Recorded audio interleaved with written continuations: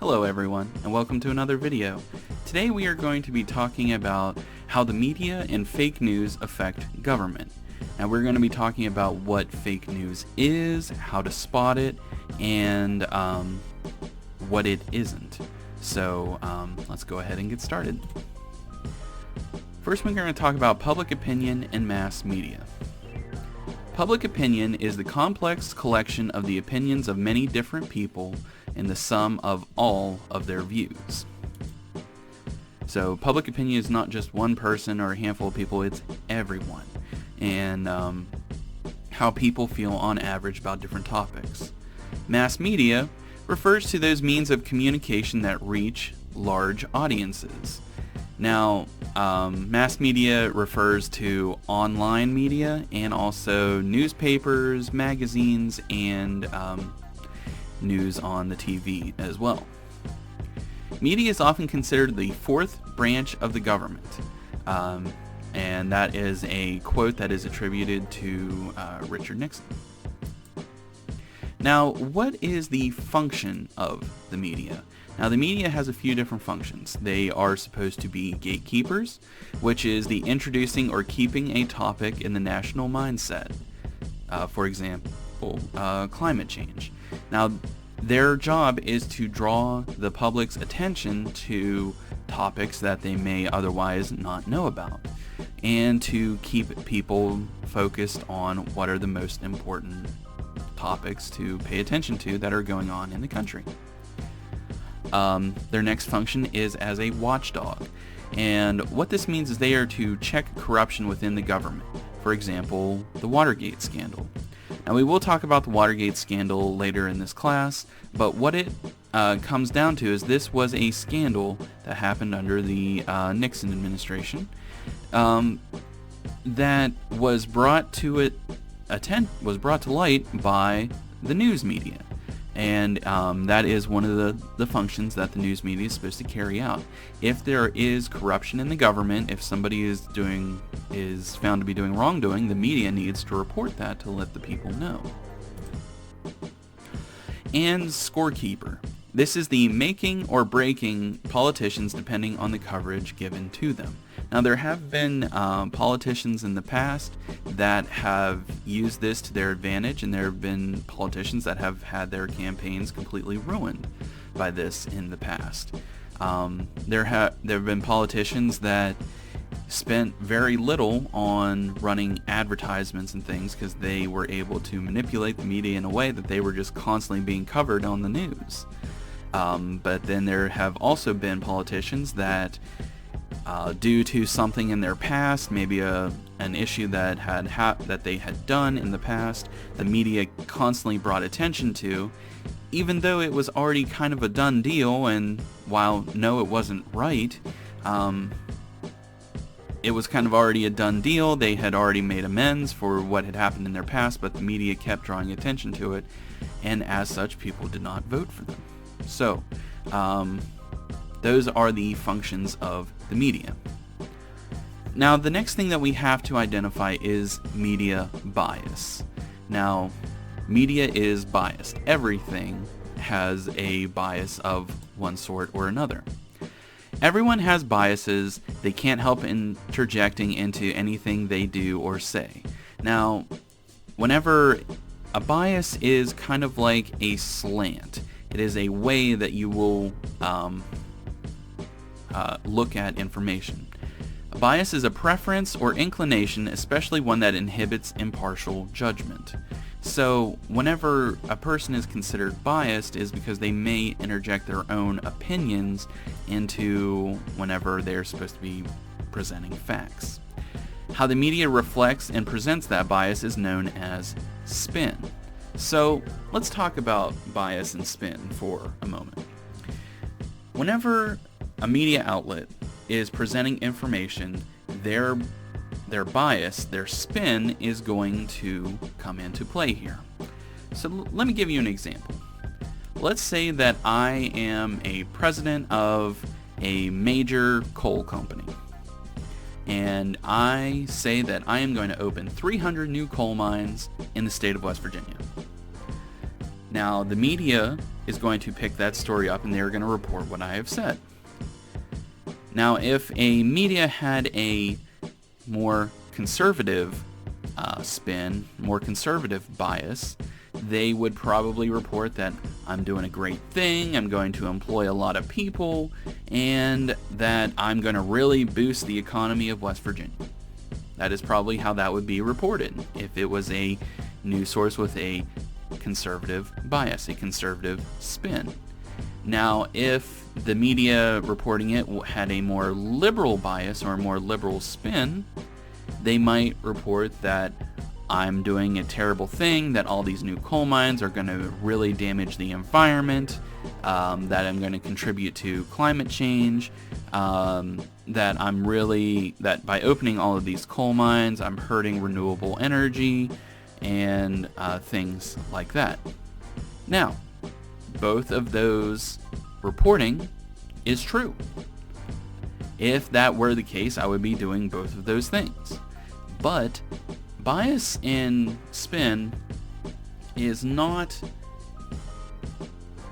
saying things that aren't true. It is how you report things that are true. It's not what is being said, it is how it's being said. You know, in that example I just gave you, both of those things would be true. Opening 300 coal mines would employ a lot of people. It would boost in the economy. However, it would also be hurting the environment, and it would be going against clean renewable energy initiatives. So, in that example, both of those things are true, but based on how that news would be reported would be indicative of that outlet's bias, of the spin that they put on the media. Now, things to look for. Balance. Are both sides represented equally? Whenever a news source reports an event, are both sides of that event being reported equally? You're also going to look for things like loaded words. Now, what a loaded word is it is a word that is said to make you feel a certain way about a certain person. Some loaded words would be finally, failure, or savior. You know, if I was a news outlet and I am reporting on a politician and I call him a hero, now, I don't think it doesn't take a whole lot of figuring out to know that I am reporting on this person in a positive light. If I call a politician a hero, I'm in favor of that person. Now, if I report on it and I call the person a villain, I am reporting on them in a negative light. Those are loaded words. Whenever I tell you that a person is a hero, I'm already trying to make you feel a certain way about a person. Same thing with calling a person a villain. Those are loaded words. Sensationalism. Build up this story for the sake of selling it. News medias make a lot of money. And the more attention that they can get, the more money they're going to make. And this leads to something that is called sensationalism. They are going to build up a story. They might make what's actually a small thing look like a big deal because they want more people to pay attention to it. Once again, the more attention they get, the more money they get.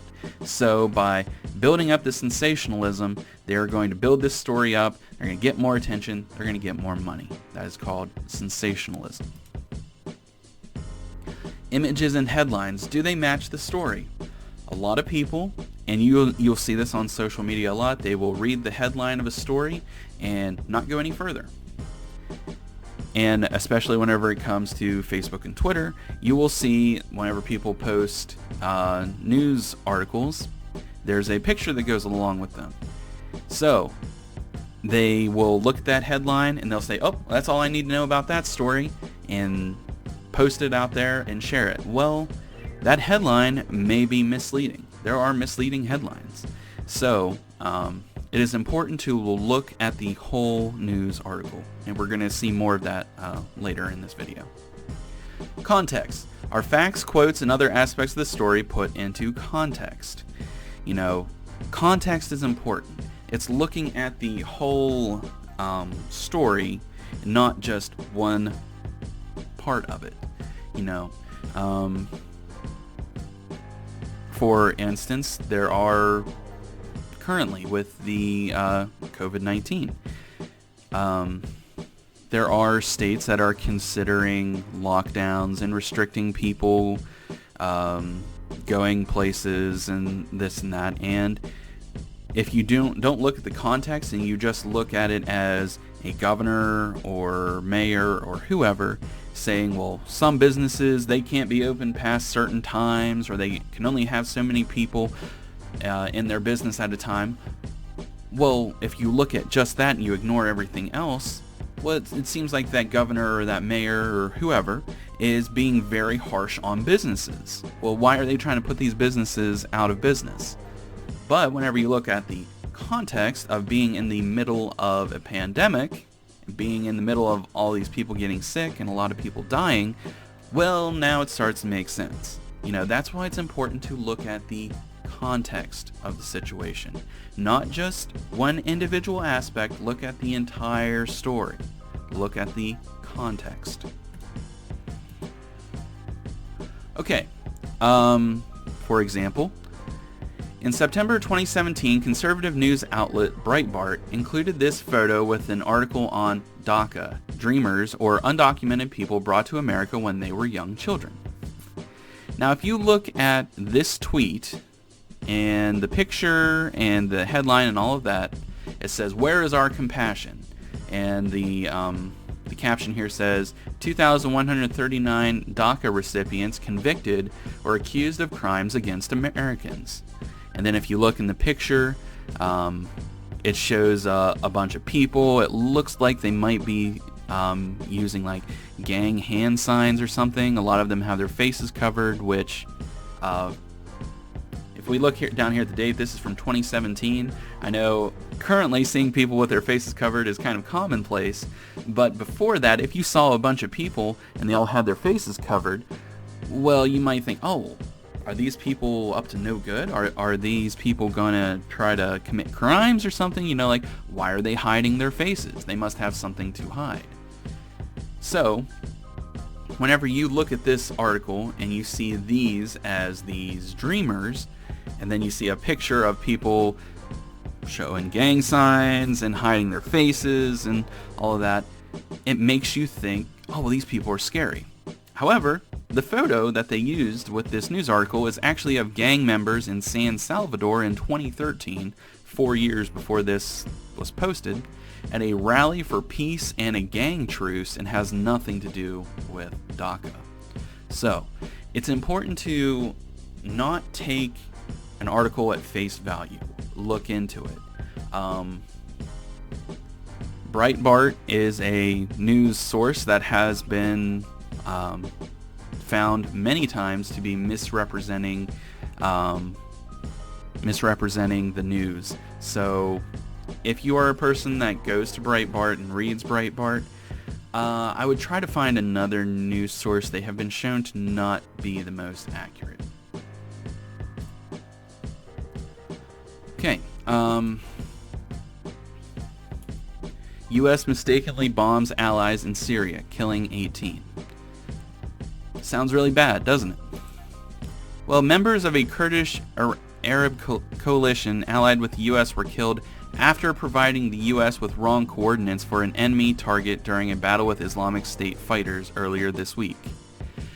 So if you just look at the headline, oh, that sounds really bad, but if you realize this was actually due to a mistake because the United States were given the wrong information. They were given the wrong coordinates. So while this is still a tragedy and a very sad situation, the United States was not at fault here. Hello everyone. So this video ended up going a little bit longer than I anticipated it going.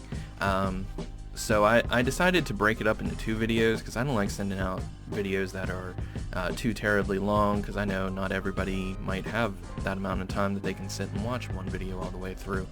So I decided to break it into 2 videos. So here I just want to let you know that this is going to be broken into 2 videos. So the second part of this will be uploaded tomorrow, so look for it then. If you guys have any questions, you know how to get a hold of me, and I hope everybody's having a great day, and I'll see you again real soon.